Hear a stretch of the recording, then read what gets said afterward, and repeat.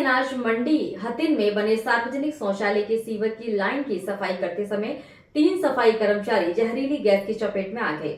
गंभीर हालत में तीनों को पलवल अस्पताल में भर्ती कराया गया, जहां 30 वर्षीय भोला नामक सफाई कर्मचारी को डॉक्टर ने मृत घोषित कर दिया, जबकि 50 वर्षीय युवराज और राजेश को गंभीर हालत में निजी अस्पताल ले जाया गया।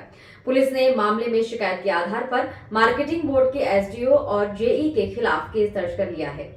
दरअसल शुक्रवार को मंडी में बने सार्वजनिक शौचालय की सफाई के लिए कनिष्ठ अभियंता रोहतास 3 सफाई कर्मचारियों को लाया था।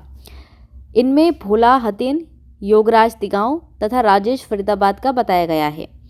इन तीनों सफाई कर्मचारियों ने दोपहर तक एक सीवर की सफाई की। दोपहर बाद तीनों सफाई कर्मचारी शौचालय के पीछे बनी सीवर लाइन को साफ करने के लिए सीवर में उतरे। भोला मशीन को लेकर सीवर लाइन में उतरा हुआ था।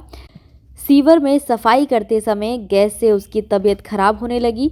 दूसरा सफाई कर्मचारी योगीराज उसे बचाने के लिए नीचे उतरा, लेकिन वह भी जहरीली गैस की चपेट में आ गया। तीसरे कर्मचारी राजेश ने जैसे तैसे करके अन्य लोगों की सहायता से योगराज व भोला को सीवर लाइन से बाहर निकाला। इसमें भोला की भी मौत हो गई। बताया गया है कि सार्वजनिक शौचालय की वर्षों से सफाई नहीं हुई थी। अक्सर इस शौचालय में गंदगी की भरमार रहती थी, इसलिए किसान व आम लोग बहुत ही कम इसका इस्तेमाल करते थे, क्योंकि यहाँ पर पानी की व्यवस्था भी ठीक नहीं थी। मंडी में आजकल खरीद का सीजन चल रहा है, इसलिए मार्केटिंग बोर्ड की तरफ से शौचालय की सफाई शुरू कराई गई। वहीं इस हादसे के बाद नागरिक अस्पताल में मृतक के परिजनों और कर्मचारियों ने मृतक के परिवार की जिला प्रशासन द्वारा आर्थिक सहायता करने और मृतक के परिवार में एक सदस्य को नौकरी देने की मांग को लेकर प्रदर्शन भी किया। फिलहाल पुलिस ने इस मामले में शिकायत के आधार पर केस दर्ज कर लिया है। मृतक के ताऊ रवि की माने तो मार्केटिंग बोर्ड के एसडीओ और जेई की लापरवाही की वजह से यह हादसा हुआ है। सीवर में उतरने से पहले कर्मचारियों को सुरक्षा उपकरण भी उपलब्ध नहीं कराए गए थे। ये जेई ने इनके पास फोन करा था, राजेश के पास, और राजेश ने हमारे बच्चे के पास फोन करा था, तो ये गए हतीन में इन्होंने काम किया। हमारे बच्चे को नॉलेज नहीं थी, इन्होंने वो गटर में उतार दिया। और यहाँ जब उनके साथ कोई दुर्घटना हुई तो जेई साहब वहां थे बल्लभगढ़ में, और उनको वहां ऑर्डर कर दिया कि तुम जाओ, काम पे जाओ। इन्हों को कोई सुविधा ऐसी नहीं मिली। यहाँ पे वेंटिलेटर पे ऐसे ही गिर रखा था। ये वो दोनों बंदे गुरु नानक में एडमिट कर दिए जाकर के। हमारे बंदे को कोई रेस्पॉन्स नहीं मिला, यहाँ से कोई इलाज नहीं मिला, कोई उसको ऑक्सीजन नहीं दी।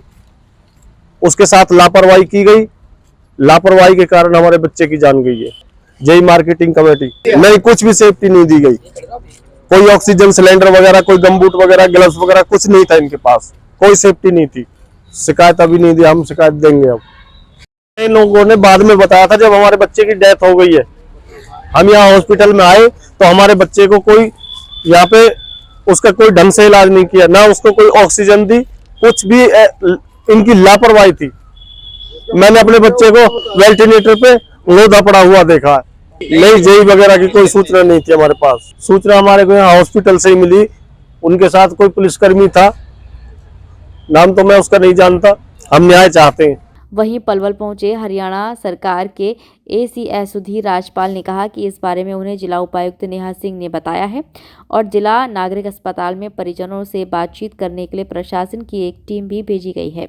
इस हादसे का जो भी जिम्मेदार है उसके खिलाफ कार्यवाही की जाएगी और प्रदेश सरकार द्वारा जो भी संभव मदद मृतक के परिवार के लिए होगी वह की जाएगी।